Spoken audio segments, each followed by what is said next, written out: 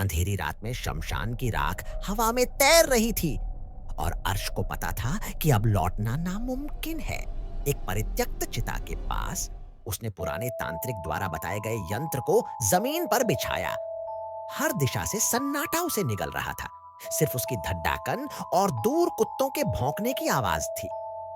उसने डर को पीकर वाणी की एक तस्वीर यंत्र के बीच में रखी। उसकी छोटी बहन, जिसने 3 साल पहले उसी वीरान तालाब में कूदकर अपनी जान दे दी थी। वाणी की आत्मा भटक रही थी। तांत्रिक ने कहा था, एक विशेष रात्रि पर यह अनुष्ठान करने से उसे मोक्ष मिलेगा, मुक्ति मिलेगी। अर्श की यह मुक्ति की बेताब खोज ही उसे मौत और जिंदगी के इस भयानक चौराहे पर ले आई थी। उसने धीमी अटकी हुई आवाज में मंत्रों का जाप शुरू किया। जैसे जैसे मंत्र गहराए, हवा भारी होने लगी। चिता की लकड़ी से अचानक धीमी नीली आग भड़क उठी, जबकि वहां कोई ईंधन नहीं था। आग में वाणी का चेहरा नहीं, बल्कि एक प्राचीन विकृत परछाई उभर रही थी।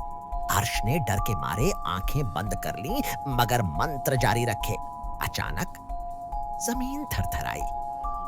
एक बर्फीली तेज हवा चली, जिसने उसकी आंखें खोल दी। यंत्र के ऊपर एक काली अस्थिर आकृति खड़ी थी, हवा में तैरती हुई, धुएं जैसी। यह वाणी नहीं थी, यह उससे कहीं ज्यादा पुरानी और क्रूर थी। अर्श ने लड़खड़ाती आवाज में पूछा, वाणी, क्या क्या तुम्हें मोक्ष मिल गया? उस आकृति से एक गूंजती हुई गहरी आवाज आई, जो वाणी की आवाज का मजाक उड़ा रही थी। मोक्ष? मूर्ख अर्श, यह मुक्ति वाणी के लिए नहीं थी, यह मेरे लिए थी। उस आकृति ने बिजली की तेजी से अर्श की ओर हाथ बढ़ाया। अर्श ने चीखने की कोशिश की, मगर आवाज उसके गले में ही घुट गई। उसे महसूस हुआ जैसे किसी अदृश्य लोहे के शिकंजे ने उसकी छाती को जकड़ लिया हो।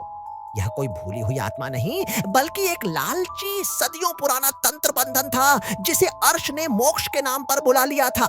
आखिरी दृश्य में वह काली आकृति अर्श के शरीर में समाने लगी। अर्श के हाथ से दिया छूटकर जमीन पर गिर गया और अंधेरा छा गया।